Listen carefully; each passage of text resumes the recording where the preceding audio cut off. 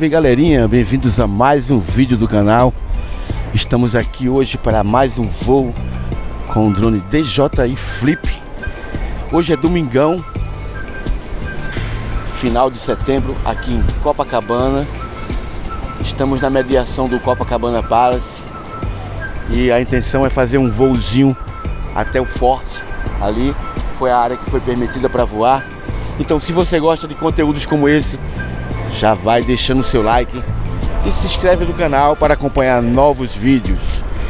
E sem mais delongas, vamos voar em Copacabana. Estou usando o filtro ND 32, modo D-Log-M, para depois dar aquele trato de cor, né? Aquele tratamento de cor que vocês gostam.